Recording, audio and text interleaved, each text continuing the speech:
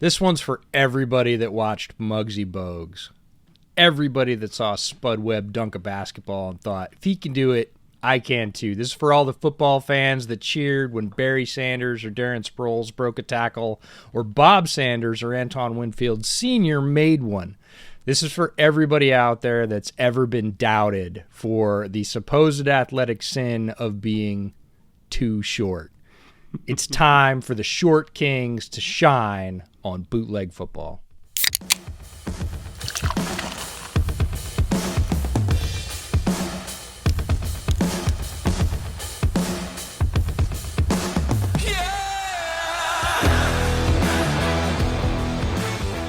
What is up, everybody? Welcome to another episode of the Bootleg Football Podcast. I'm your host, Brett Coleman, here with a perfectly wonderful Pacifico, celebrating Short King Spring here over on Bootleg Football. My wonderful co-host, EJ Snyder, is here with me as well. EJ, buddy, before we dive into to all these, I don't want to say vertically challenged, vertically diverse NFL draft prospects here. First things first, how are you doing? What are you drinking? I'm doing great, and I have a Rogue Dead Guy Ale, one of my favorites, but the draft tie-in to this particular beer is it's got the little mock draftable star on the back of the can so that you know where it fits on the toffee, nutty, roast, bitter malt scale. It flavors it in for you there, so that's what I'll be enjoying, but a Pacifico is a fine choice to celebrate those that are achieving on many levels, but not necessarily on the height scale. Well, we're going to jump right into this. Again, we're only looking at players that are 5'10" and change or shorter. So there's no offensive or defensive lineman here. It's all QB, running back, receiver, and then kind of the back seven on defense: corner, linebacker, safety.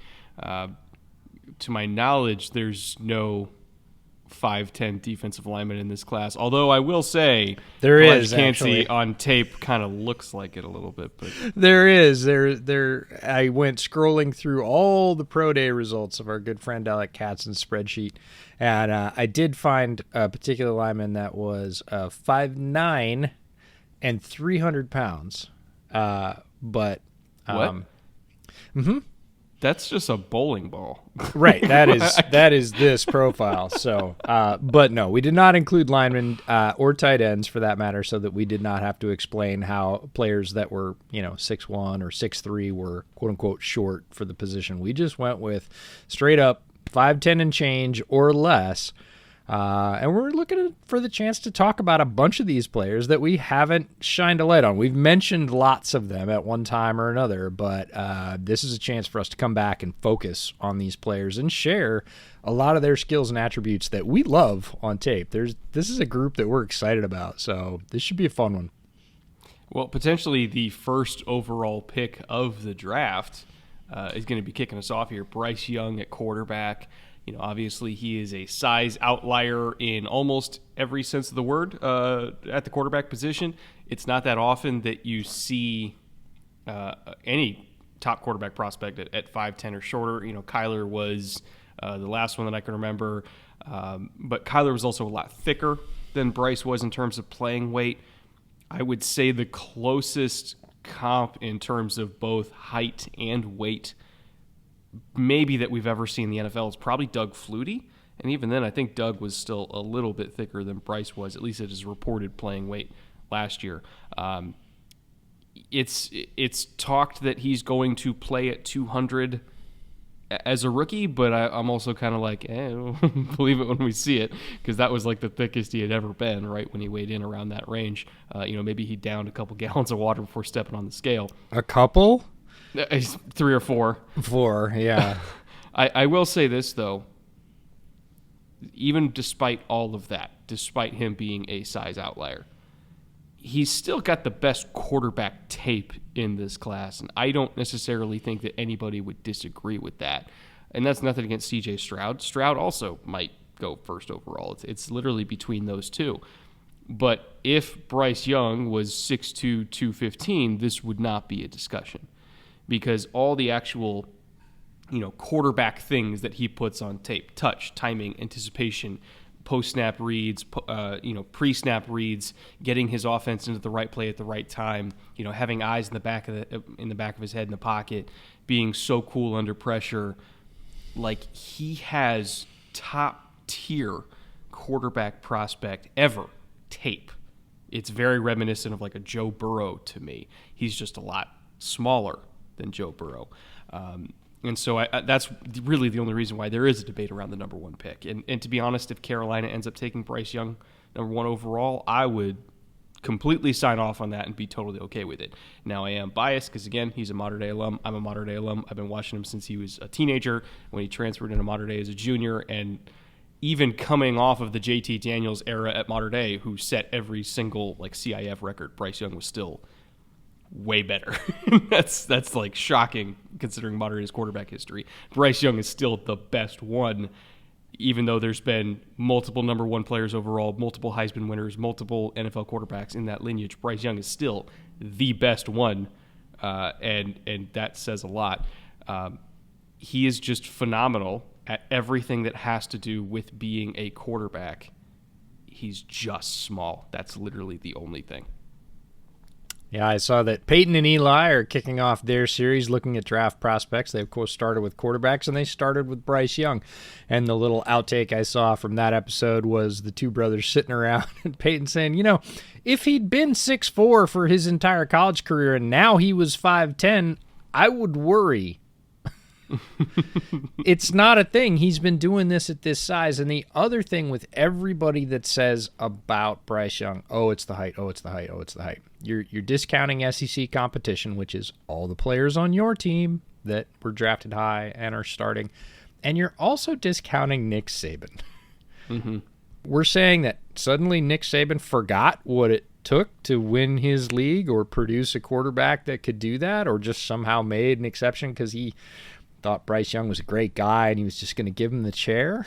Are you serious? Like, not a thing. Bryce Young's quarterback tape is exceptional. It's all about durability in the NFL, and Bryce Young is coming into the NFL at a time when quarterback protections are at an all-time high. No matter what you think about defensive roughing the passer penalties, they protect the quarterback more than they ever have. There is more protection when a quarterback runs. Bryce Young, however, is going to have to learn to slide feet first, because right now he slides head first, and you're not offered the same protection if you do that. So he's going to do that about once and run into Myles Garrett and go, I should never do that again. But as long as the team that drafts him assumes that or believes that he will be available physically late in the season to take them on a presumed playoff run and further if he plays well, they will draft Bryce Young because his tape is exceptional. His poise is exceptional. He does things that other people just can't do. And I'm not necessarily talking about from a physical standpoint. He does deliver physically. He does not have a small arm. For a small guy, he has a good to above average medium arm. He can make the throws. He shows good zip from all platforms. He is not one of those small throwers that needs to be in a perfect set to deliver a catchable ball. Not at all. And every other skill that you look at, Bryce Young is at the top level in this draft. So it's really just about whether or not you think he'll last in the NFL. And he has lasted in the SEC, which is the biggest, strongest, fastest league in college football. So it's the best possible model for what you're going to get at the NFL. Yes, the NFL ramps it up another degree, but as long as a team's comfortable with that, and some team will be, don't kid yourself, certainly within the top 3 picks, Bryce Young's going to be off the board, and he's going to be starting next year for a team in the NFL. Even if the physical comp is Doug Flutie, I think the play style comp, and this is something that you've kind of emphasized recently, is like, okay, what's the physical comp and what's the plays like comp? He plays like Drew Brees to me, in the sense that there are a lot of shorter quarterbacks where, being compressed with interior pressure really screws them up because they can't find throwing lanes over the middle. They can't see over the middle. It's been a problem for Russ. It's been a problem for Kyler. Like, you look at the heat maps and, like, in terms of under 15 yards over the middle of the field, they really avoid those areas because they can't see. And then you look at Drew Brees, who, again, shorter guy, but he lived over the middle of the field because Brees was so good at reading defenses and being an anticipatory thrower based on reading coverage that he just threw to spots that he knew were open based on the coverage he was reading. You look at those great Saints teams in the late 2000s, early 2010s, like both their guards were 6'5", 6'6", and it didn't matter because Brees was such a good anticipatory thrower and so good at processing and reading and just knowing where the windows are, even with all these rotations and everything like that. He knew, okay, if safety's coming down from a too high look into the weak hook, that means this linebacker's going here, that linebacker's going here, that nickel's here. I know where the window is. It's just having that ultra-fast processor, it can kind of make up for not having vision, you know? And I think Bryce Young plays to that style where his processor is just unreal. It's rare. It's extraordinarily rare. So, yeah, like I know the Drew Brees comp is lofty, but tape says what it says, man. Like it is what it is. It's the first tape that Peyton and Eli pulled up, right? Yeah. They pulled up Drew Brees because it is the comp that you see a lot with Bryce Young. And Eli's point was, look, he's in the shotgun there. He's 7 yards off the line of scrimmage already. You can see the lanes from back there. You're going to see the lanes develop. It's not like Alabama's offensive line was small. They run them big down there on the front. He's used to that. All those guys are in the NFL. The offensive line from Alabama gets drafted every year. We're not going to see any difference this year. Tyler Steen's going to go to the NFL. Like, those guys are going. They're going to be the guys that he plays behind in the league. It's the same size profile. So, again, he's already done it at very high levels of competition. It just comes down to, do you believe at that size that he's durable enough to, one, avoid hits, because that's the number one, let's not get hurt in the first place, and when he eventually has to take one, because he will, and he has in the SEC, will he hold up over the long term? Because when you're talking about a top 5 pick, it's a lot of investment, and if he's not on the field for you, that's a massive risk. Other than that, everything else, like you said, checks every box bright green. Moving from quarterback to running back now, this one was extraordinarily tough because there were 12 running backs invited to the combine that came in at like 5'10" and change or less. And traditionally, running back is the shortest position on the field, so that makes sense. There's usually a lot of really, really small guys. Well, I should say small vertically, not small size-wise, because some of them are also friggin' jacked. And this year is no different. We're looking at 2 guys here, one being the Senior Bowl darling, TaiJ Spears, and the other being somebody who we had mentioned previously when we did our 10 Gems episode. He was one of my honorable mentions. That is Deuce Vaughn out of Kansas State. I want to kind of highlight him more today in deeper depth. But first things first, we're going to start off with TaiJ Spears, who I feel like we just really can't talk enough about how dynamic and explosive he is. Yeah, we talked about him a little bit in our 10 Gems, and we said, everything's been said about TaiJ Spears. What could we possibly say about TaiJ Spears? It hasn't been said after his showing at the Senior Bowl and showing out against USC in the bowl game. He really was riding a high into the early part of draft season. I've cooled on that take a little bit. Not that TaiJ Spears is bad, but that everything possible has been said. I went back and rewatched him last week, and I thought, we got to get a shot at TaiJ Spears. We haven't said enough about him because he is special. And when I watched TaiJ Spears' tape, I tried to condense my thoughts about what is really special about him, what makes him really special. And he has like 2 superpowers combined that make the other one more dangerous. And in the end, that makes some amazing tape. So imagine you were a knight in old England and you had, a bottle of acid that weakened armor and the sharpest sword in the land. Like 2 things that play off each other and really make it just this huge power combination. And for him, it's mid-run burst. He's got rare, special mid-run burst. He like will the wait, ability to get from like second gear to third gear type thing. just to hit it, right? He will wait. He is a patient runner, but when he sees it and triggers, you see him accelerate by defenders in a way that I would say no other back in this class does. And there are backs that are timed faster than him because he tops out. He gets to that speed incredibly quickly when he decides to turn it on. And he does top out. He is not the fastest long speed guy. You will see him get picked up down the field. But that first burst, which I call mid-run, from when he decides to trigger and hit the gas and go, is unreal. And it's against any competition you want. He did it against USC, which is packed with athletes. He did it against plenty of teams. He did it against TCU. You name it. And he does it over and over and over again. And the second power that combines with that makes it so dangerous is his contact balance and ability to run through tackles. Because you see people with good angles, and then he turns the speed on, and the angles turn to shit immediately. And everybody ends up diving and lunging and throwing arms at his legs, trying to get anything, and he's really good at running through contact. So he blows through that, and then he's free and forget about it. And it's that combination of, I've got him to, oh, now I'm having to run this really tight U-shape because I thought I had him down there. And now I'm literally either not going to touch him, or I'm going to be making a grasping sort of flailing attempt as opposed to just plastering this guy. And he can run through that. Even at his size, he has really stout contact balance. He stays over his feet. He runs through arm tackles, and he makes those tackles weaker and then just shreds them. And it's a sight to behold. TaiJ Spears, one of the most electric playmakers in this entire draft.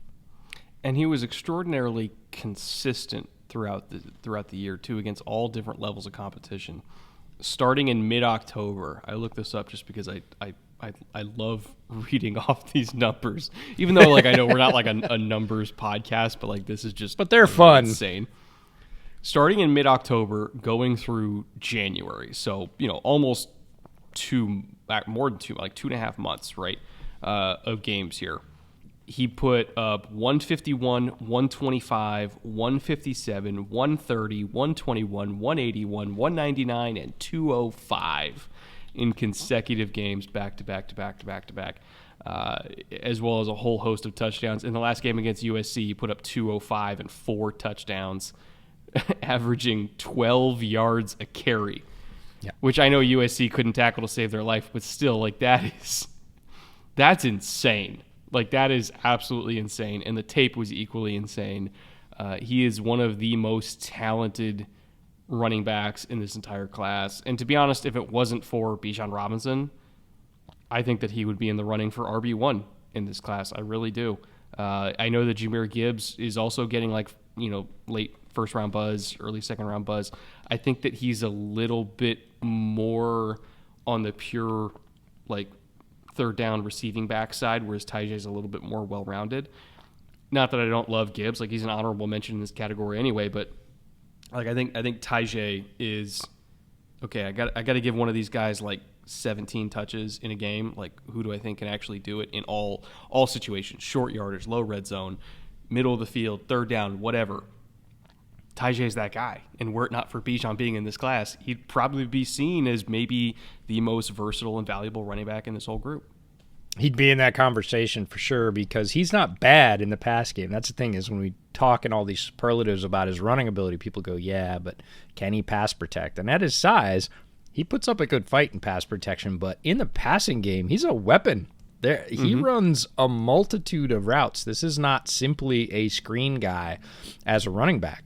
You see him on wheels. You see him put them up the seam. You see him on little sneak and leak routes. You see him on the old Texas option route. They use him as a fully featured back, or used him as a fully featured back in the passing game at Tulane. He has experience. He has good hands. He has great body control. Gets his feet down in the end zone if he's near the pylon, when he's catching a ball near the sideline. He is a fully functioned receiver as well. And when you add that to his unreal running ability, yes, he would be in the conversation for the top and most versatile back in this class. And I think really still is. I think Bijan's kind of remember when Kyle Pitts came out as a tight end? And we basically said, look, Kyle Pitts is Kyle Pitts. Yeah, he's a tight end, but he could be an X. He could be whatever. Kyle Pitts is just Kyle Pitts. Let's judge all the other tight ends for being tight ends. And I kind of feel like it's like that with Bijan. Bijan is Bijan. Bijan is utterly great. Let's just judge all the other running backs. And if you're looking at that pile, TaiJ Spears has got to be near the top. Now, one of the ones that is seen as near the bottom, through no fault of his own, is Deuce Vaughn. I see him consistently mocked like 6th, 7th round, and I get it. Like, I truly understand why he's 5'5", 180. I totally get it. But if we're just going off tape, that is not a 7th round pick. It's probably not a 6th round pick either. And I struggle with the eval because I know that it's very rare to see an NFL running back with his size profile. But it's not very rare to see an NFL running back with his BMI profile, because 180 at 5'5" is pretty freaking rocked up. And he handles contact a lot better than a 5'5" running back should, because he's so rocked up. But at the same time, he's really quick. He's really shifty. He's got arguably the best feet in this class, like TaiJ Spears included. His change of direction is nasty. Like, there's no other way to describe it. Just nasty. Catches the ball well. He was the engine of that K-State offense. They were one of the very best teams in the entire league. And they played against some really good competition, some really good defenses. They played against Bama. I never saw his size hinder him against any of those defenses, Bama included. So I struggle with the eval because I understand we haven't seen very many, if any, running backs like him before in the league. But the tape is the tape, and I refuse to believe that there's like 30 running backs better than him in this class. I don't believe that. There aren't, and it is the size profile. So first off, shout out to the shortest of the short kings in this episode. One of the shortest players in the NFL draft for a very long time, maybe if ever. I'm not sure if ever, but it's got to be really close. He's in that running. How you feel about Deuce Vaughn is, if you're having trouble with, hey, Deuce Vaughn, I love him, but he's just small, go back to Tariq Cohen when he was healthy the first 2 years in Chicago. Because he came from a smaller school. Deuce Vaughn played at a bigger school. But Tariq Cohen played at a smaller school, but he was electric for his first 2 years in the league. And I realize that this is a double-sided coin comp, right? Because Tariq Cohen was electric until he got hurt, suffered a grievous injury, and some people will say, hey, if he wasn't so small, it wouldn't happen. I tend to disagree with that. I don't know, the way that Cohen got hurt, like it was just a freak thing. Right. You know? And so I would discount that a little bit, but there will be those people that say, hey, size contributed to that. You can say that if you want to. But when Tariq Cohen was healthy, there was a reason Chicago gave him the contract, like the second contract, was because he was making a big difference for them on the offense, in his role, and on special teams. He was a worthwhile NFL player, somebody that the Bears reinvested in, I would say wisely, again, not knowing he was going to get injured, because you can never know that. It was a smart decision. It was one of the re-signings where I went, that's a good call. You drafted that guy later, which is what's going to happen to Vaughn. He proved his worth, and you reinvested because he's a big part of moving this team forward in a couple of different phases. I feel like Deuce Vaughn's going to fall into that category. I don't think anybody's going to take that chance on day 2. And they might not even take it early on day 3. They might wait for 4 because, as we've said over and over again this year, it's an incredibly deep class. There's going to be other good players that have fallen into the top of day 3.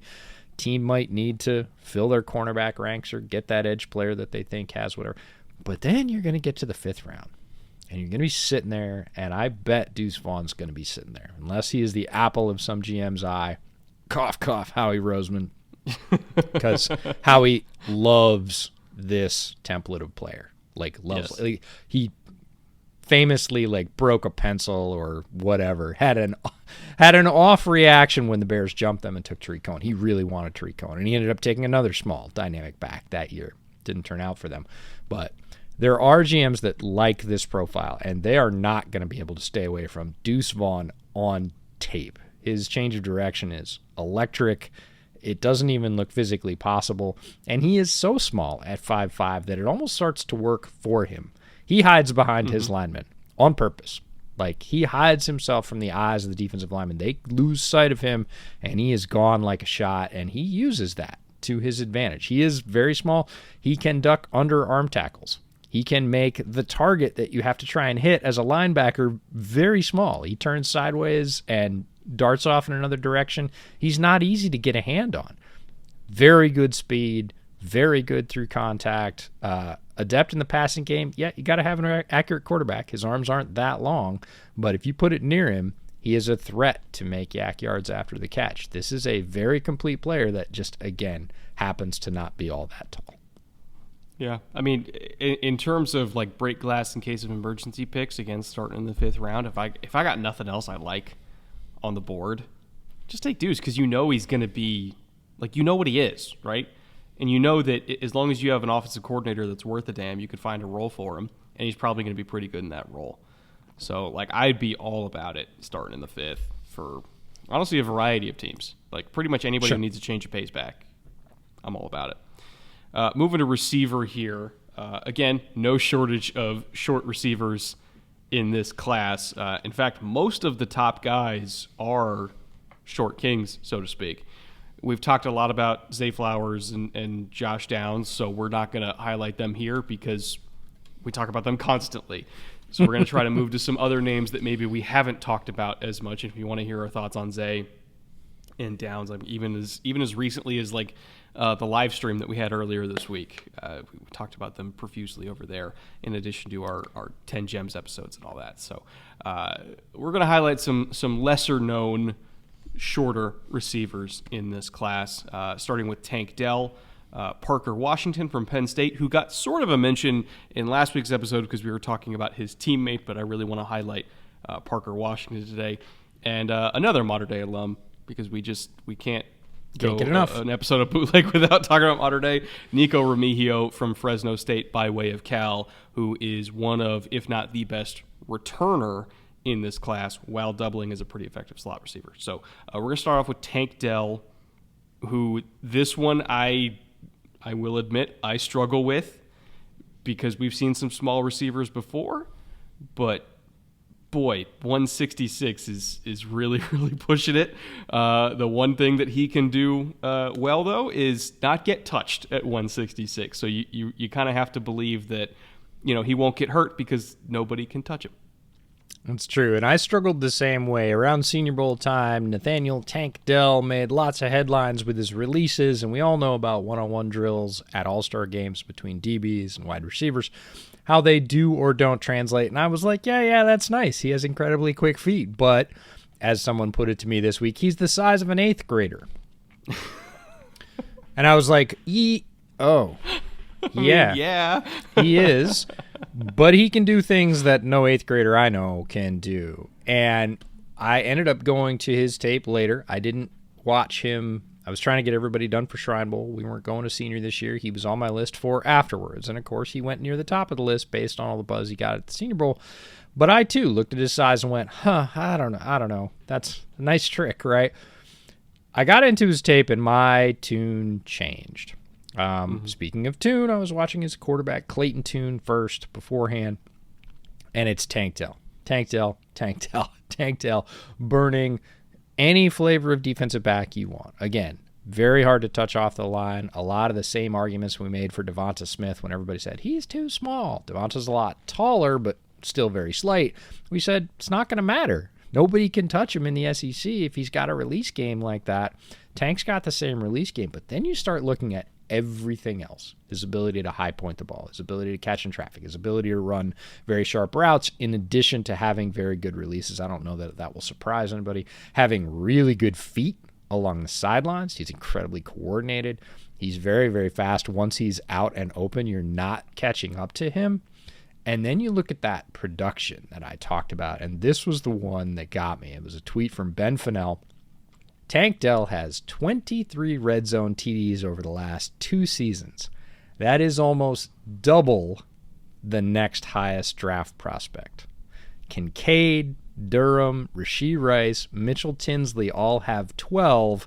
Josh Downs, Michael Mayer, and Grant Dubose have 11. Again, Tank Dell way up here by himself with 23.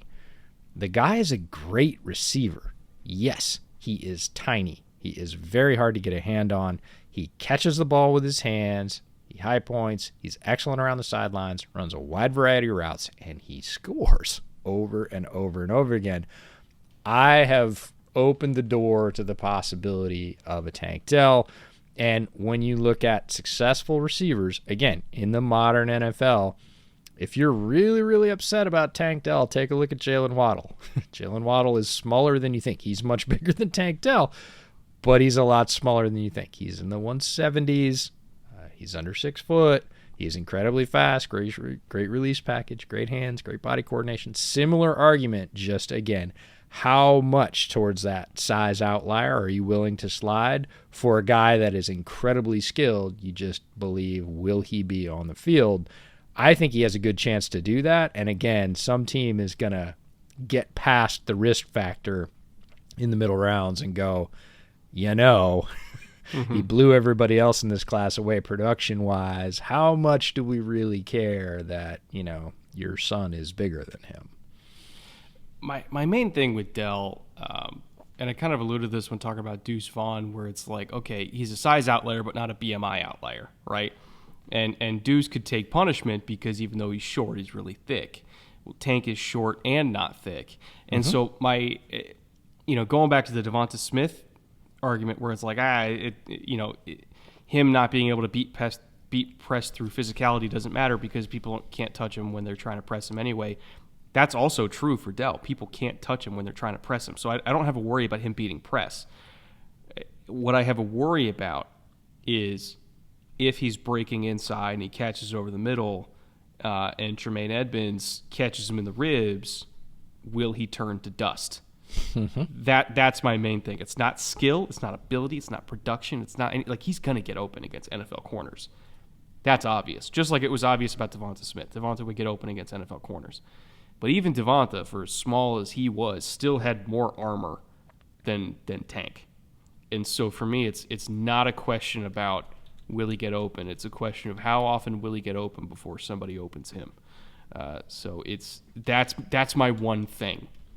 And it's a nuanced discussion because you're talking about player ability versus trying to project durability, which is a crapshoot in and of itself. There are guys that are big and strong that get hurt all the time anyway, and you never really know. But it is something that I think teams will take into account. Oh, I don't doubt it. So Tank Dell 165 at the combine, will probably be 167, maybe 168 by the time he hits the league. One of your favorites from last year on the other side of the ball plays for the Patriots. Talking about Jack Jones or Marcus Jones or both? Well, both in this particular case. But again, I think it's relevant to this discussion because Marcus was more like Deuce. He was short, but he is a very solid athlete and held up in the return game, which is the highest impact part of football. But Jack Jones was 177 at the combine and played below that in college. So I would say 175, maybe even late season 173. We're Still talking 10 about pounds. No, at that point it's like 7 or 8 pounds. And, 165 to 175. I would bet that he was probably 173 in some later season Arizona State games. Like, he's a very slight guy, but people are like, he plays defense. He's the hitter, right? And people were like, I'm good with it. And Jack Jones, before the end of the season was playing very good football for the Patriots. Everybody was cool with it. We're talking about 7 pounds, right? I know. I know. The further you get into the 160s, the more I'm kind of like, don't believe that I am not worried about it, right? Because you're right. The first time that he finds a hunting safety, everybody's going to hold their breath, and rightfully so. Everyone coming downhill, 100%. Like, somebody's going to tag him. But again, he's been tagged. People say, they don't tackle him, his league. I get it. He's been hit. He's been playing football his whole life. He doesn't think it's an issue. He's been doing it at a high level, and he's as much as we worry about the physical outlier, and it is a massive physical outlier. You look at the production outlier, and he's literally doubling up the best guys in this draft in terms of his ability to produce scores in the red zone. It's a plus minus. He's legit as a receiver for sure. And if people question his skills as a receiver or his production as a receiver, they just didn't watch him. And that was me. I wasn't as familiar, and when I went back to his tape, I was like, I'm looking at all the boxes I have on my sheet, right? Yep. Holy cow. Yep. Wow. Ooh, okay, he's got route diversity too. Okay. And then you're like, I don't know. I got to say that I'm heavily intrigued at this point where I was only mildly interested before. Now, the one who I want to highlight is we talked about Mitchell Tinsley last week when we were talking about shadow sleepers. Well, Parker Washington is the person casting the shadow over Mitchell Tinsley. And I do believe that even though Tinsley is undervalued, I also believe that Parker Washington is undervalued for what he is. I think both of these Penn State receivers are undervalued. And just to put it in the context of the type of build that Washington brings to the table as a smaller slot receiver, and he's 5'10", he's 40 pounds heavier than Tank Dell. He's 205. So he very much is a thick boy, even though he's on the shorter side of the receiver spectrum. And I think if I'm like trying to find a comp here, he's in that like Sterling Shepard, Christian Kirk-ish. Like some people even said Golden Tate, which I could see that. I think Golden was a little bit faster, but in terms of shorter guy that plays big and they're thicker and more physical, they fight through contact. Like his Parker Washington's contested catch rate is 71%. It's all about these. Double Quentin Johnston. Like literally double. He is so good in contested catch situations, so good in jump ball situations, even though he's not the tallest guy, because he has phenomenal hands, phenomenal body control. He's thick enough to fight through contact with a corner down the field when you're shoving and jostling each other. He's a good route runner. He's tough over the middle. I love him, and I think he's a very, very underrated player. Again, just like his teammate Mitchell Tinsley, who's also a very good contested catcher. If I want to just pull up one play that I think encapsulates Parker Washington as a player, there's a touchdown he had against Ohio from like the 40-yard line. And they were in empty, and he's kind of running like a pressure in cut against a linebacker where he's selling vertical, and he crossed the linebacker's face, and he was trying to settle in the middle of the field for this ball, and the quarterback threw it like way in front of him, so he had to like go gadget arms, get this thing at a really awkward angle. And it kind of set him on a trajectory towards the other hook zone defender where he's like, okay, I can't just run up the middle now. I got to put on a move. So he plants, does like a crazy-ass spin move, and then just takes off down the sideline and scores. And I'm like, shit, man. Like that's a starting NFL slot receiver that can adjust to a hard ball, spin out of a tackle, and then, put the yak skills to work to score. He's a fantastic player, a very underrated player, and I don't know, it feels like we say this about Penn State every single year. How are they not winning more games than they are when they have these types of dudes on the field? It's rugged when you look at the sum total of athletes and football players, those things being interchangeable, but everybody at Penn State is an athlete, and they put out some immensely good football players as well. They have guys in both categories. Parker Washington, the thing that attracts me to his game more than anything is the hands. I think he has the best hands in this draft. I'm not going to say bar none because I don't really like that phrase. There are a lot of guys that have some really interesting hands-catching profiles. Parker Washington is solidly in that discussion, might be at the top of it. I'm a little less high on his overall game than you or the Patreon film crew that's putting out all the reports. I like it. I don't love it. And I think there's some other attributes from other receivers I like a little better. But when you just look at, again, his toughness, his route running ability, and his ability to catch literally damn near everything every single time, no matter how garbage it was, he is an attractive guy that I think has a defined role in the NFL. That's always when you're projecting a player, something that's really interesting to look at, and that he will play for a while. He will be a good number 3 in the NFL, and there is certainly a role for that. That is one of the most common formations going in the modern NFL, and I think he'll slot, no pun intended, or maybe pun intended, very nicely into that role for some time to come in the NFL. Yeah, I mean, again, these types of players, you're just shooting for, like, am I getting Tyler Boyd? And if the answer is yes, I'm like, cool, worth the pick. Yeah, almost doesn't matter where it is. Like, worth the pick. Worth the pick. Yeah.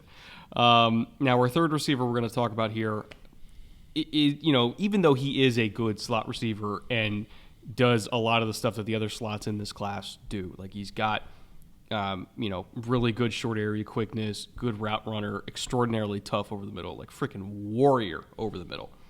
he does something that many of the slot receivers in this class don't do, which is just rip your face off on returns. And Nico Remigio from Fresno State is an electric returner.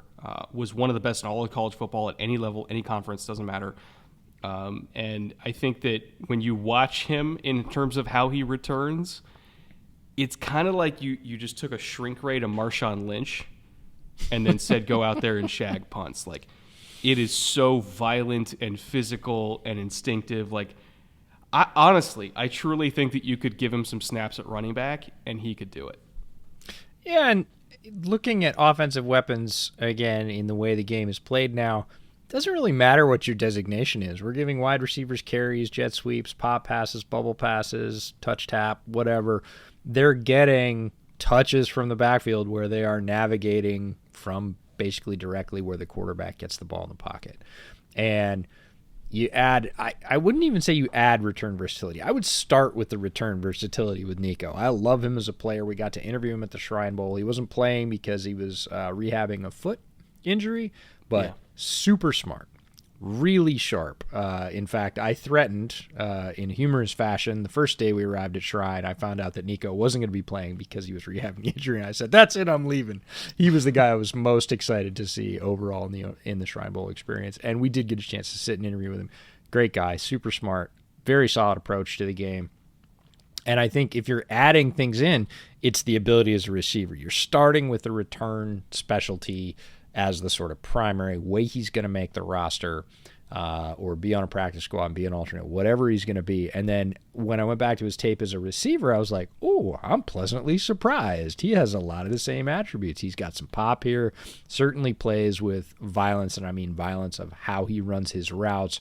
He has a very good feel for sitting down in zone, which is really important for that role. He's got great hands, catches the ball all over the place. He's athletic. I wouldn't say that he's not going to be a top-end tester. He's not going to blow you away, but he has the right attributes for the role. He's very quick. He's very tough. Those are two things you're going to need there. I was kind of pleasantly surprised by the receiving after I was sort of all in on the returning. And then you sit down with the guy, the player, and you're like, I'd want him in a room. And he's going to be comfortable with that role as a fifth or sixth wide receiver, having to play special teams. That's not going to chafe on him. He doesn't have that sort of diva wide receiver, archetype personality. I thought, I'm in on Nico Remigio. Like him a lot. Can't wait to see where he plays in the league. Yeah, it's very much like maybe we're getting a Braxton Berrios. Sure. Which, again, 6th or 7th round pick. Fine. Let's do it. Yep. Yeah, absolutely. Now, honorable mentions for the offensive side of the ball. Jahmyr Gibbs, who I promise we will talk about in depth one day. we keep kind of dancing around it. But Gibbs is absolutely one of the most electric receiving backs in this entire class, even though he is on the smaller side. Keaton Mitchell, again, just an absolute burner out of the backfield. Devin Achane, legitimate Olympic caliber track speed. Tyler Scott, who even though he didn't test as well as people expected, you throw on the tape and you look at the GPS data, and he's one of the fastest receivers in this class. And then TaiJ Lindsey, you brought this one up from Oregon State, one of your guys. Yeah, I saw him at the Pro Day. I didn't really know who he was. He was the third or even fourth receiver for Oregon State, and we started off in the weight room, and he's really small. He's 5'8". He's listed at about 177, rocked up. Again, if you're talking about BMI, that's really solid. But we couldn't really see great from where we were standing who was benching, and he put up like 18 or 19 reps. Now, they only officially counted 13, so the spotter standing over him didn't count some because he either didn't touch his chest or didn't go down far enough, whatever it was. But he literally put the bar up 18 or 19 times, and he pops up and he's this big. And I was like, holy crap, who is that? So I look him up, and it's TaiJ Lindsey. Went back and watched his tape, and he scored on everybody in the Pac-12. He scored a couple touchdowns against USC, really sharp routes. He looked great in the field drills once we moved across the practice field into the indoor facility and they started running routes. Very good hands, ran a legit sharp 40 in a fast time that you would expect. And I reached out to a friend of mine and said, man, TaiJ Lindsey's like, is he good? I think he's really good. He said, he's nice. He's just little. And I was like, perfect. He's going on the list. So really impressed by Tajon Lindsey. Again, he's not going to get drafted high. Nobody's going to be banging down Tajon Lindsey's door on draft day. He might go undrafted. I don't think he will. Again, he's got some return versatility in there, but he's going to be a late round pick, and somebody's going to be pleasantly surprised that they get a very good receiver who is incredibly strong and crafty on the field, who just doesn't have a big height profile, so they're going to get him at a discount. Flipping over to the defensive side of the ball now, starting off with linebackers. It's not that often that we see, linebackers under 5'10", but they do exist. They are floating around there every now and then. This year is no different, and there's a couple that we really like for various reasons. Ivan Pace and Johnny Buchanan, who, to me, even though Pace is the better of the two, they have very similar styles, which is, I am a sentient missile. I am going to fly downfield and get tackles for loss, and there's nothing you could do to stop me. Before we get to Pace, I do want to highlight Johnny Buchanan first, because I don't think that we've talked very much Delaware fighting blue hens on this podcast before. We try to pride ourselves on talking about all caliber of prospect here. And Johnny Buchanan is one of the best Delaware players to come out in the draft in quite some time. He's a 3-time all-conference player at linebacker, was an All-American, led all of the FCS in tackles with 150 this season, which is insane production. He's just got a nose for the ball, highly instinctive, flies downhill. Even though he is 5'10", he is yoked. Like, he's a very, very, thick build, which I think probably helps him hold up with contact inside and kind of puts guards on their asses sometimes. He kind of takes you by surprise with his power. So even though he's a smaller guy, he's really, really physical, really instinctive. 1.56, 10-yard split with a 40-inch vert, so he's got the closing burst and the short area quickness that you would expect from somebody at his size profile, but really fun player. Again, he's a late day 3 linebacker because he's 5'10" and went to Delaware, but you throw on the tape and you can understand how somebody like him racked up 150 tackles in the season, because he is everywhere and always around the ball. Yeah, my report for him starts off sawed-off heat seeker at the MLB spot. Short arms, under 75-inch wingspan, but again, solidly built, quick trigger, plays with good leverage to get under blocks when he is engaged, gets off of blocks very quickly, disengages with his hands and the ability to slip sideways, pursues, but he's in control and with purpose. He's not the fastest guy. He put up a 4.7 140. I would say he runs probably in the high 4.6s on tape in pads. Not super duper fast, but that doesn't matter because he's mentally quick. He's at it at the snap. He plays with tenacity. He's got really good eyes, sorts through the trash well. Everything you would expect for a guy with 150 tackles. Bunch of tackles for loss as well. Really good grip strength, so even though he's got short arms, if he gets a hand on you, you're probably not going anywhere, and that is one singular hand. Really good hand-eye coordination. He's got short arms, but he is around the ball a lot because of his mental understanding of the game and his positioning, and he catches it. You see a lot of linebackers and even defensive backs that don't catch the ball when it comes to them. When the ball comes to him, he catches it. He had some interceptions, which is really surprising again at his size. Hustles sideline to sideline, has special teams experience, which he's absolutely going to need when he gets to the league. If there's any negatives, it's he gets caught trying to tackle too high sometimes. Has not great change of direction. It's functional. He's faster in a straight line than he is going sideways. But again, he plays squared up. We talked about size and sort of physical comparison. If you're looking at a physical comparison for him, Dre Greenlaw, who went to the 49ers, is a very good physical comparison, within an inch of height, within just a few pounds of weight, within a 1/10 of their 40 time. And if you're looking at play style, it reminded me of Tyler Matakevich, who came out and has carved himself out a really nice role as a special teamer, still in the league. And if Johnny Buchanan out of Delaware ends up with that NFL career, that is a success. So he's a fun player. I'm glad we get to highlight him on this list. It's very hard to bring up quote unquote true sleepers anymore because there's so much coverage and it goes on for so long in draft media that pretty much everybody's been talked about at one time or another. Some people get talked about a lot more. Some people get talked about a lot less. But I would imagine for a lot of you listening that this might be your first exposure to one Johnny Buchanan, and we're happy to bring it to you. Now, next up, Ivan Pace is somebody who we talked about even going all the way back to the Gems episode, I believe. I think Yep. He was one of our Gems. And his kind of hype train has just steadily gotten faster and faster and faster, really since Senior Bowl week. And I think he's one of the rare players where draft media has kind of found a consensus on him, which is if you need an inside linebacker that can get sacks, you draft Ivan Pace. And it doesn't mean that he's not good against the run. It doesn't mean that he can't cover. But what it does mean is that if you're in a defensive system that likes to blitz linebackers and blitz linebackers a lot, you're kind of doing yourself a disservice if you take anybody but Ivan Pace, because he's one of the best pass rushers in this class at any position. In terms of his ability to just take on a block one-on-one and defeat that block, he is one of the best players regardless of position in this entire draft class. And, I think back to, back in the day, Arizona Cardinals, who was it? Darrell Washington, right? Mm-hmm. If I recall correctly, that, undersized linebacker at Arizona who would still end up with like 8 or 9 sacks. And you're like, how the hell? They're just running cross dogs. But you look and he's like, oh, because he's dumpstering every running back that he encounters on blitz pickup.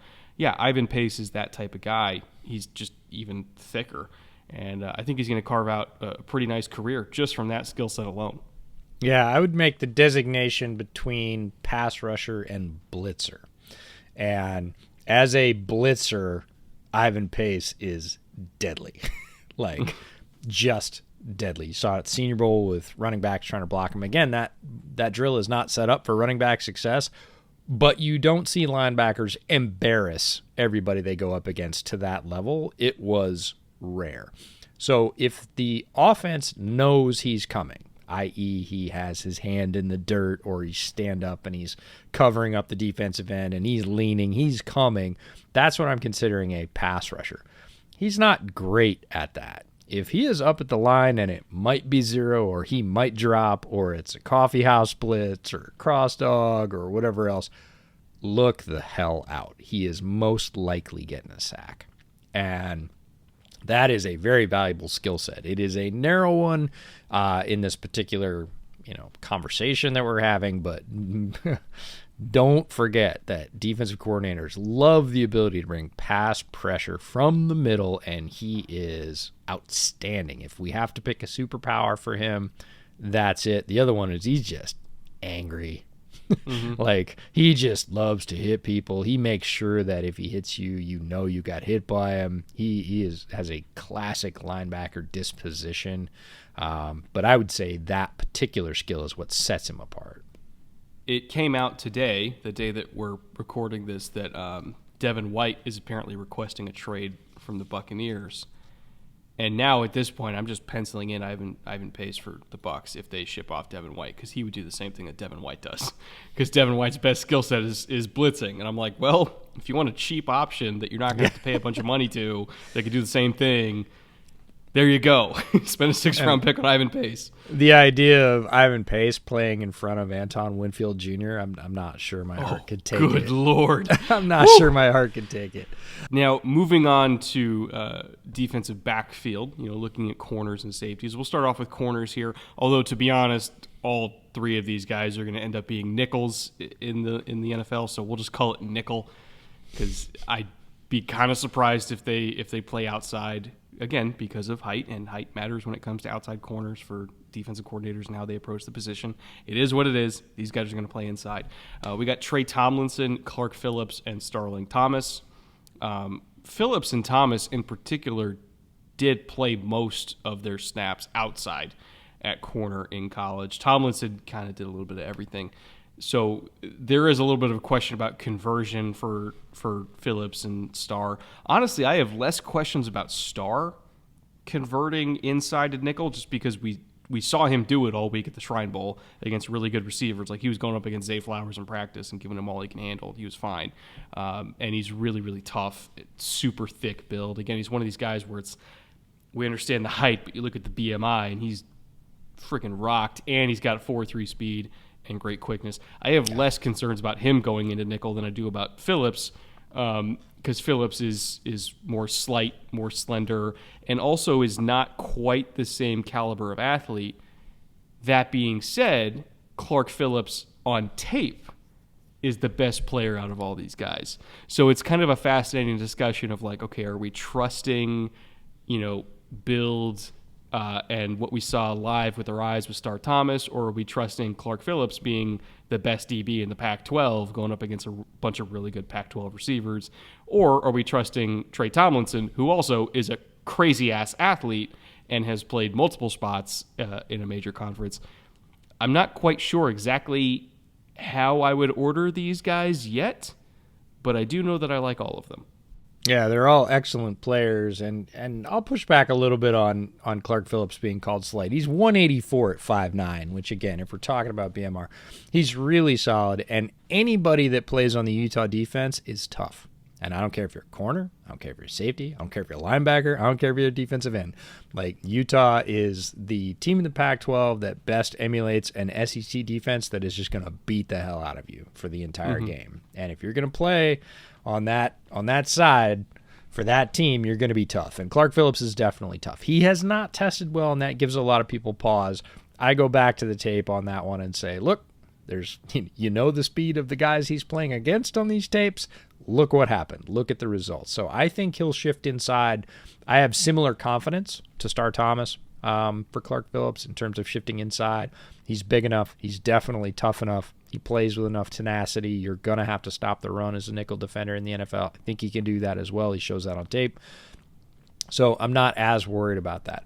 If I'm worried, and worried isn't the right word, if I'm concerned about height, if I'm thinking that height is going to affect somebody or size overall, it's Trey Tomlinson, because he's really small, but he is a dog. Like, he is a Tasmanian devil. He does not let his stature, which he has no control over, let's be honest, it's not like he chose to be, sub 5'9", doesn't matter to him. It never really figures into his game, and he attacks every receiver he goes against as if he was 6'2", 210. Like, it doesn't hold him back at all, and you see that aggression all over his tape. Sometimes it's even too much because he gets caught, going for things, overcommits and whatever, but it's always gas, 100%. And again, same conversation we had about Bryce Young. If Trey Tomlinson was 5'10 and a half, oh yeah, nobody would say anything about it, and he would be in the top 5 corners in this draft. He would be a first-round consideration for sure. Like, not necessarily a lock, but he would be in consideration for those, last 15 picks in the first round, because his tape says, holy cow, wildly aggressive corner that's really skilled, super physical, really fast. And then people just go, oh, but he's 5'8". But again, look at the players he played against. The speed, the size, the skill of all those players. Those guys are getting drafted. Look what Trey Tomlinson did to them on tape, and you'll have a lot less worries. I think Tomlinson is one of these guys where I would strongly consider doing a safety conversion just because of his range. And if they converted him to safety because of that, I could kind of see him being like another LaMarcus Joyner. And people say, LaMarcus Joyner was never like an elite safety. LaMarcus Joyner played like 10 years. He's still playing. Like, he got drafted a long time ago, and he's still in the NFL. That speaks to the quality of career that Joyner's had. And I think Tomlinson, again, as a shorter guy, if we're giving him more space to work with so that he can use the explosiveness and speed and all that kind of stuff, I don't think it's necessarily going to matter as much in terms of like getting posted up by 6'4" receivers. I don't think that's going to be as big of an issue if we make him a safety. Now, when it comes to Clark Phillips, this is kind of like the Wayback Machine a little bit. You remember Brandon Boykin? Yes, I do. At Georgia, and then he was like an elite nickel. in the league before injuries kind of derailed his career. But he was very similar size. He was 182.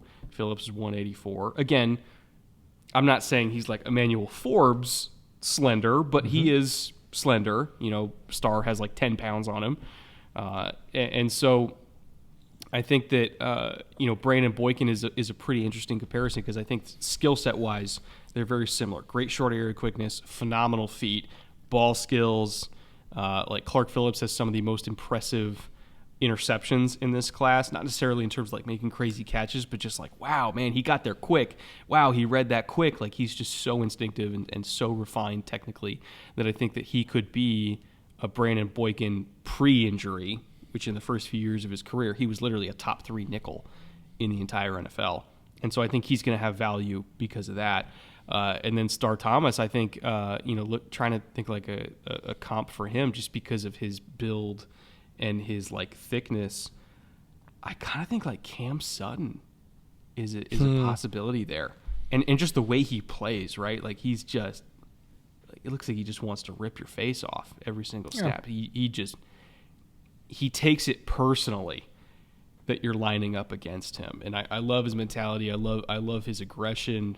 And I kind of, even though, again, we're talking about playstyle comps versus physical build comps, they're not the same thing. But in terms of like playstyle, I'm like, man, he's got a lot of Cam Sutton to him. And Cam Sutton's a really good player. Yeah, the outlier for me was the 40 at the pro day. Like, I was like, man, if he runs 4.45, he's going to get drafted solidly. And he goes out and runs 4.3. And you're like, oh, okay, on top of being physically stacked, mentally right with it, just sort of emotionally aggressive on the football field. He plays like a pint-sized linebacker. Like that's how he approaches it. He wants to hit. He wants to be in your face. He wants to oppose. He wants to make sure you don't catch the ball, that you don't get a yard. Like that is his demeanor. That is his mentality, which is funny. And I will specify on the field because off the field, he's relaxed. He's laid back. He's fairly soft-spoken. You can tell there's that little glint in his eye that it matters to him, and he does. He's one of those guys that flips the switch when he puts the helmet on. He's a very different guy. But off the field, we got to interview him. That interview will be coming out, and just you'd never know. But on the field, you'll never forget. Like if you've gone against that guy, you'll remember. So then he comes out the pro day and just blows the doors off, and I thought, whoa, man, I thought he was quick. I wasn't so sure he was fast. And look, if you're going to run a 4.3, you got to be fast. And he was flying on that day. All credit to him and his trainers. Gives him another sort of depth. Back to Tomlinson, the one I can't get out of my mind is Jason Verrett. Ooh, okay, be still my heart. That one's... That one's tough. And it's tough because it's double-sided, right? When Jason Verrett was healthy, he was one of the best corners in the league. And I don't say that lightly.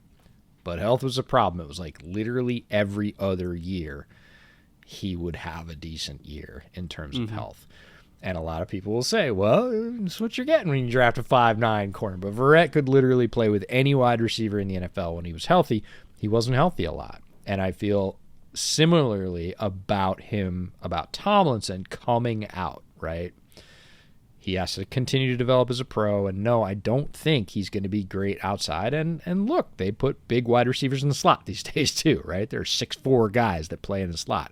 It's going to be a challenge. Posting up in the red zone, do you want a 5'8" nickel on a 6'4" wide receiver? Probably not. Yeah. But if you're going to have a 5'8" corner on a guy that's 6'3" or 6'4", Tomlinson's a decent choice because he's not going to give you anything. So it'll be fascinating to watch all three of these guys' careers. I'm a huge Clark Phillips fan, certainly a fan of Starr Thomas after getting to interview him, and Tomlinson's tape speaks for itself. So all players that I like want to see where they go and want to see how they're used. It's going to be key to their success. Great guys that, again, just don't tick off the height chart, but just about every other box. Phillips' testing, I understand, has some people worried. Just about every other box, certainly on tape, you're like, these guys play corner. Now, moving over to the safety spot, we had to get to the Illinois guys at some point. You can't talk about secondary players and not have an Illinois mention. we talked about Jartavius Martin in a previous episode and gushed over him. He's one of my top DBs. And we've talked about Witherspoon multiple times. He's everybody's either top or second to the top DB. Sidney Brown is somebody who hasn't been talked about as much, but he's still going to be one of the first 5 safeties off the board in this entire class. And then you got Jamie Robinson from Florida State, who, you look at his profile and it's okay, 5'10 and a half, 190-pound safety who runs 4.6. Why should I be interested in that? But you look at the tape and you're like, he's really instinctive. He tackles well. He's tough. He's competitive. I get it. And even though physically he is not going to wow you at virtually anything, the dude just knows how to play fucking football. And at some point, that's got to matter. So he's probably going to get drafted somewhere, probably late on day 3, because you don't really have to teach him anything. And I think that at some point, coaches value that. It's like, if I'm going to have to tear you down and build you up, you better be a freak athlete. He's not a freak athlete, but you don't really got to teach him a whole lot. He's kind of out of the box, ready to go. If we got to throw him in and get snaps out of him, he can do that. So Jamie Robinson, again, will not wow you athletically, but as a football player, very, very solid. As a football player and completely rocked up, one of the guys that came out of the combine already had kind of half a tick for me on the rewatch list or go back to earlier list. After the combine, sort of fully made that check and said, no, I like his game. Moves with fluidity, understands the position, eyes are good, feet are good, hits with power. Again, it's sort of a ready-made third safety out of the box that, again, if you're getting that anywhere past the 5th, you're pretty happy with that. Plenty of experience in a big conference.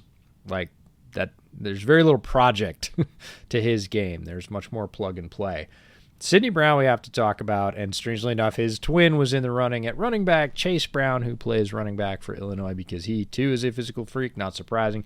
Sidney Brown, blew the testing out of the water, had a very good Senior Bowl week, was part of that incredibly intriguing Illinois defense overall as a tape watch. If you have access to tape, Illinois defense, worth your time, front and back. They've got guys coming out from the front 4 next year. Before, did you do the same thing I did when watching Illinois, where you just before the play even starts, you just write down cover 1 because you know it's coming?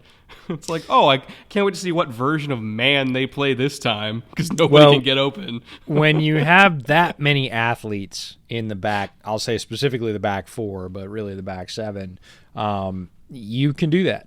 Right? You can just say, look, you're not going to beat us one-on-one, so we're going to go one-on-one because it gives us so much flexibility up front to run more exotic pressures and really come at you and sort of tear your face off, to grab a phrase from you, in the pass rush. But in the back, their defensive backfield absolutely chop people up. And Brown is a big part of that. He is an incredible athlete. Both he and his twin brother Chase are top-tier athletes, super twitched up, very well built for their size, fast, both bring speed to the game, play with a lot of speed, play with a lot of power from their respective positions. Safety for Sidney, running back for Chase. And just is versatile, and the reason he's going to be so highly drafted despite not having the stature that some other safety prospects have is overall athleticism and versatility. You can use him anywhere. If you want to put him down close to the line and have him, hold the run as a force player, no problem. He can do it. If you want him to run down the seam with the fastest receiver on the other team, he's going to be within a step. If you want him to play sideline to sideline and just be a tackling machine, almost like a dime backer, he can do that. So it's this versatile chess piece that you can put in almost any role and not be like, oh, okay, hang on, we can only do that if we've got a sub package, right? Oh, they're running 2 minute. Oh, we're not going to get a timeout or a change for our personnel. Oh, we can't run X, X, or X. If you have Sidney Brown in there, he's not going to be the reason you can't run some variation of whatever you want to run on defense because he can do it forward, backwards, or sideways. Really interesting player, and again, top-level athlete. This class is short on super high-level athletes at the safety position. He's one of the best in that class and was just effective no matter what Illinois did with him. I'm excited to see where he goes because I think very quickly people will forget that he's not 5'11 or 6 foot and just go, damn, that guy's around the football a lot. He makes plays. He's got a lot of Cam Curl to him, in my opinion. I don't remember what Cam ran coming out. I think Sydney's plays a little bit faster. I think no, Sydney's you. faster, but in terms of just because you kind of do a little bit of everything with Cam Curl, and they have done a little bit of everything with Cam Curl, and he's not going to fuck it up. Sidney Brown reminds me of that, right? Where from Playstyle. Especially for teams that love 3 safety looks, if their nickel package is 3 safeties, he's going to get on the field immediately. I'm talking week 1, he's going to get on the field, and he's not going to mess it up. So nope. I'm right there with you on Sid Brown. 3rd round probably seems fair, just considering I would say it's the start, and honestly, if he slipped into the back of the 2nd, again, because if a team's looking and they need safety, it's not a great year to need safety. We talk about all these positions it's great to need. If you need edge or running back or tight end, you're in it this year. Defensive back, and we generally mean cornerback. If you need a dedicated safety this year, and you have a specific role in your defense that needs to be filled, if you miss out on 1 or 2 guys, there's a drop-off. The next guys you're going to are more projects, or maybe it's a converted corner or something like that. Again, you have to teach them some things. They're not going to start on day 1 and not mess it up. So he might go a little bit earlier than people think. I don't think it's first-round material. If he went in the late 2nd round, I would not blink an eye, because somebody probably has a plan and went, I like everything else I saw. I like tape. I like his Senior Bowl performance against top competition. I'm good. I'm in. And I wouldn't be upset with that. I think the reasonable range is probably middle of the 3rd, anytime starting then. Totally good with it. And after that, it's just you just kind of turn up the value meter, right? If he makes it to the 4th, I don't think he will. You're just looking at going, hey, man, I know we were planning on picking X, but Brown's still there. It's the end of the 3rd. We're in the compensatory picks or top of the 4th. We're yes, sir, right away.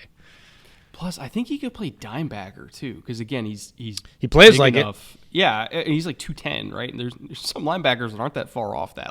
Darius Leonard played at 215. It's not that far off. It gives you flexibility as a defense to say, oh, well, it's a 3 safety look. Well, it's actually kind of closer to a 3 linebacker look with a 2 safety look, because we're going to shove that coverage down and try and deny, the edges. He's got the speed again to get out to the marker and knock people out of bounds. Really interesting player from that perspective. Yeah. Honorable mentions on the defensive side. We got Sid Brown's teammate, Jartavius Martin, who is one of my favorite players at any position in this whole class. Just a phenomenal safety / nickel. Ja'Cory Bennett, Deshaun Jameson from Texas, very underrated player who we did get to talk to a little bit at the Shrine Bowl. I don't know if we'll get that interview out before the draft or after the draft, but he's a really great interview. Great kid. Ty Freeland, from William and Mary. I have to admit, I did not get to him, but I know you campaigned to put him on this list. Yeah, he's really interesting. I was just sorting safeties by height, and I saw William and Mary, and I thought, I looked him up. Started his career at Howard, ended up at William and Mary, 5'9", 186. Do the BMI on that. It's pretty darn solid. And just plays with a very measured. You see him call things out. He's almost like a middle linebacker for their defense. He is the guy putting people in the right spot, calling out motions before they happen. So although he tested, I would say well for a safety, 4.55, a 440 shuttle, 35-inch vert, 10-inch broad. Those are good numbers across the board. Certainly 10-inch broad. Sorry, 10-foot broad. Whoops. I was like, holy shit. Yeah, 10-inch broad. He didn't even hop the length of his shoes. No. He's a good athlete, but he, again, kind of like Jamie Robinson, better football player. And, man, does he like to hit. If you like hitters at safety, and I mean hit you, run up over you with the forearms, and then rub you into the ground as he gets up. There were more than a few instances of him on tape with the offensive player pushing to get him off him. He's that guy. And so, again, not a name that probably a lot of people are familiar with, but don't underrate late-round pick on Ty Freeland, or certainly priority UDFA. So we got William and Mary, we got Delaware, we got Oregon State on here. We're going a little bit of everything. A little bit of everything. All right, well, that'll wrap it up for this week's show. We have another great show plus another live stream coming next week, right? Yeah, next week. I can't remember who our guest or the order that we're doing our guests in for the next couple shows, but it's JT O'Sullivan, QB School, followed by Matt Bowen from ESPN. So we'll be talking more defensive backs with Matt, but we're gonna branch out a little bit. Matt wants to spread his wings outside defensive backs. Famously, he played defensive back in the NFL. He coaches defensive back in high school. A lot of people try and pigeonhole Matt as a defensive backs guy, but he is a football guy. He is an X's and O's guy. So we're going to go a little bit outside the box, and I think we're going to have a ton of fun and can't wait to talk to JT. And I know we're going to have to talk a little bit of Iowa with Bowen, too. Oh, come on. He's a Hawkeye. You got Van Ness, you got Hawkeye Moss, through and through. Jack Campbell. And then JT, we have a very, very fun format that we have planned, and our editors are working on some really cool graphics for that one too. So keep an eye out for those episodes next week, as well as the live stream next week. We'll have information on day and time for that live stream coming in next week's episode. We want to thank our executive producers once again for helping to make this possible. Everybody over in the executive producer tier on Patreon is Murat, Consti, Caden, Andrew, Taylor, Liam, Connor, Joey, and Mike. Once again, couldn't do it without any of you guys. We appreciate your support immensely. And with that, we'll be back next week. Later. Take care.